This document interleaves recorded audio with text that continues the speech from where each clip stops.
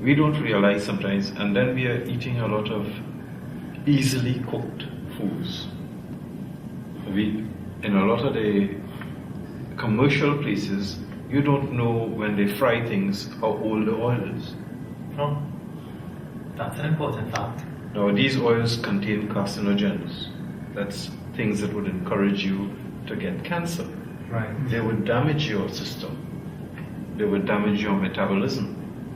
We are not sure how many additives there are to the foods that we eat when we buy junk food outside. Right. And I personally have seen young ladies, young women, who are developing much more quickly than they should, because hormones have been added to the food that they buy outside. And these things interfere with their metabolism and so on. So what I'm talking about here, the encouragement, and I use the word in statistics, in the increase in diabetes, hypertension, ischemic heart disease, obesity. These are the things that are destroying our population. Wow. And destroying our lifestyle, interfering with our families, interfering with people's sex lives, interfering with people's ability to play sport. Everything is affected. Wow. And all this can be helped. Solely by diet. Solely by diet. Wow. A lot of it can be prevented by diet. Wow. So what we're really looking at here is the fact of intoxication of the body, intoxication of the body from inside, mainly due to what I would believe is acidic food.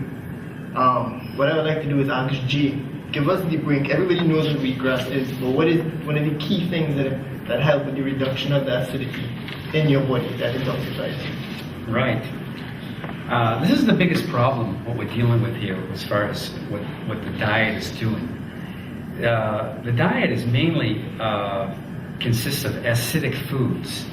A typical Western diet is very high acidic foods.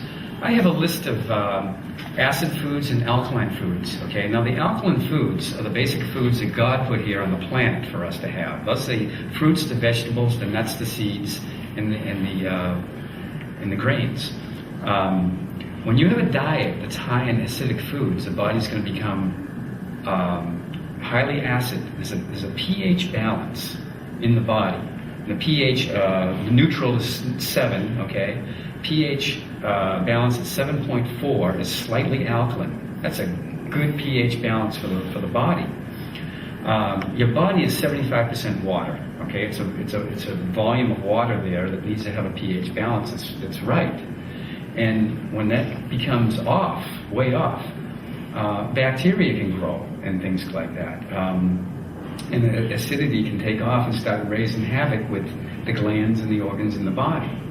So by balancing the body with a more alkaline foods, I say that people should be on more of a 80% alkaline foods and then 20% acidic foods.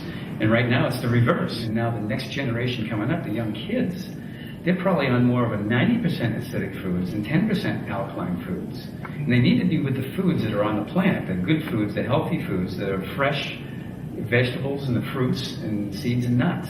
And that's what's going to get the body more alkaline by staying with that. And then you're going to see the change in the health really become much better.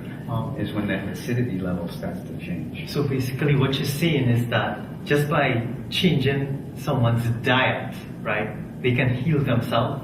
Well, it takes a little more than that. You know, Okay. I talk about the 12-step program. Right. The diet is just number one, okay?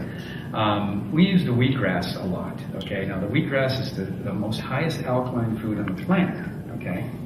And by assimilating this into your body, I take 3 of these a day, okay, on an empty stomach. And then my body is really, the alkalinity in my body is perfect. And I feel so healthy. And mainly because I'm eating a clean diet, high in fiber, which is from the fruits and the grains. Right. Plus I use the wheatgrass, and my alkalinity is right there, 7.4. You know, I just want to spin off on what Dr. Mathura said and to ask you a question, Ellie. Dr. Mathura was saying that, young females have some problems. I myself had some friends who had a lot of problems at the time of their monthlies. The pain was excruciating, and after using the wheatgrass, the pain subsided. In what experience as a woman have you seen with yourself and other ladies benefit from not only the wheatgrass but a general change in their diet? Well, I started on the wheatgrass in February of 2008, and I was suffering from a few things actually. Number one, I'm 5'2.5", my height, and I weighed around 159, 160. I was having irritable bowel syndrome. I was having migraine every 2-3 weeks. I was living on Prevacid. I had boxes of Prevacid. And at night, I really didn't sleep well because I couldn't take hormone replacement. I come from a family history of breast cancer. When I started on the wheatgrass, it's unbelievable. I started with a cleanse, a 3-day cleanse, and I started to drink the wheatgrass every day. Within 6 weeks, I lost around 18 pounds. Wow. No more Prevacid, no more migraine. And I remember about the migraine, it's really like something, and hopefully this helps many people, because I know many female, they suffer from migraine. I was at the emergency room on January 7th, and I thought I was having aneurysm.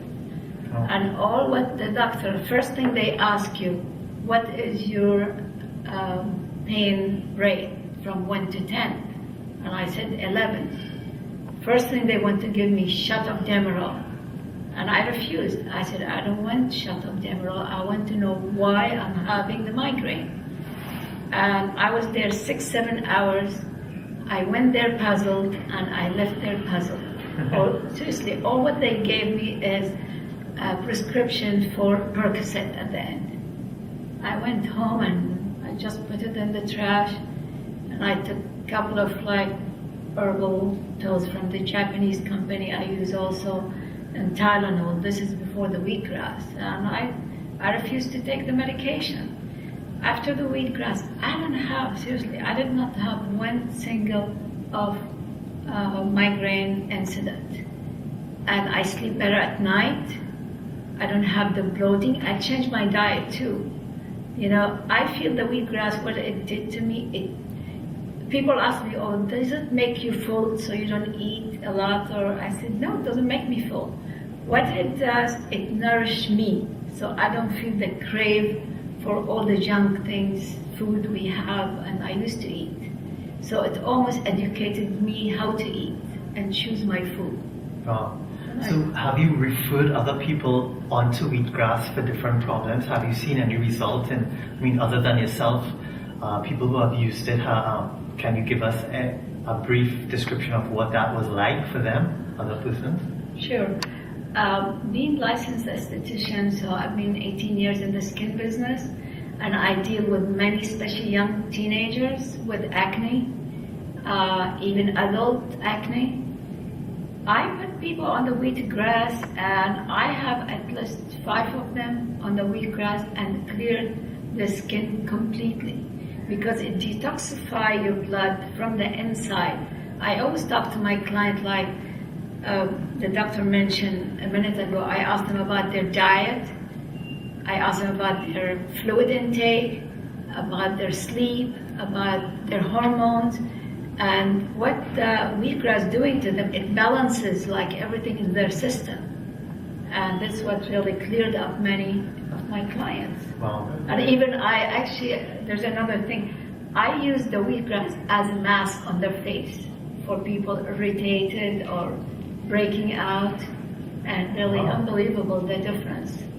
So clearly we see in the wheatgrass so the multi-purpose utilities from it. What I want to do is, from the local perspective, Dr. Mathura, I know you've been administering to some of your patients as well. Can you please give us a little background on what they've been experiencing from it? Well, I've had a little experience with the wheatgrass, and it has all been very satisfactory for me from a clinical point of view.